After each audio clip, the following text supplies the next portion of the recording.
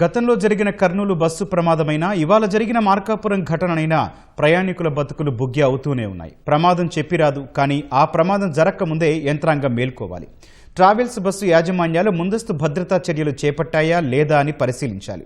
అది జరగకపోవడం, యాజమాన్యాలు నిర్లక్ష్యంగా వ్యవహరించడంతో ప్రమాదాలు నిత్యకృత్యం అవుతున్నాయి. వాటిని నివారించడానికి కూడా నిబంధనల్ని ఇప్పుడు చూద్దాం.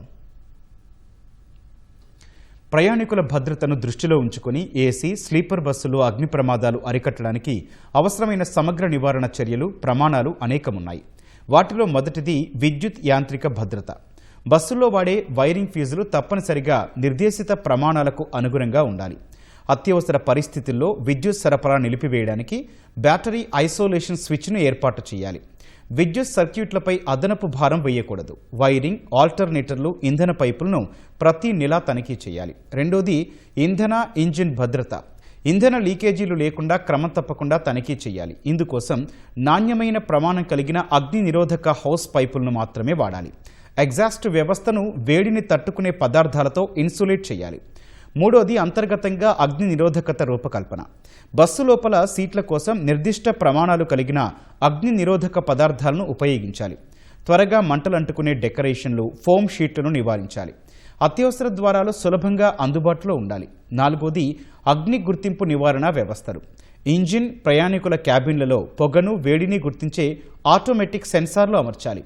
మంటలను ఆర్పడానికి సంబంధిత క్లీన్ ఏజెంట్లతో కూడిన ఆటోమేటిక్ వ్యవస్థలను వాడాలి. డ్రైవర్ వద్ద 1, ప్రయాణికుల విభాగంలో 1 చొప్పున కనీసం 2 అగ్నిమాపక యంత్రాలను సిద్ధంగా ఉంచాలి. ఐదోది సిబ్బంది శిక్షణ.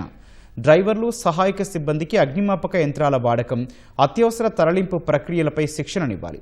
బస్సుల్లో పొగ తాగడాన్ని ఖచ్చితంగా నిషేధించాలి.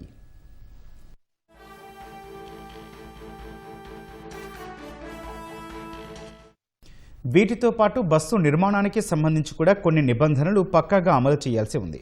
బస్సుల నిర్మాణానికి ఫైర్ రిటార్డెంట్ పాలియూథరేథన్ ఫోమ్నే వాడాలి. ఎలక్ట్రికల్ కేబుల్స్ హాలోజన్ రహిత అగ్ని నిరోధక కేబుల్స్ అయి ఉండాలి.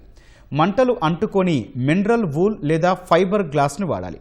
బ్యాటరీ బ్యాకప్తో కూడిన అత్యవసర నిష్క్రమణ లైటింగ్ ఏర్పాటు చేయాలి. ప్లాస్టిక్ ట్యాంకులకు బదులుగా లోహపు ఇంధన ట్యాంకులను వాడాలి. నిర్దేశిత ప్రమాణాల ప్రకారం జీపీఎస్, అత్యవసర హెచ్చరిక వ్యవస్థలను అమర్చాలి.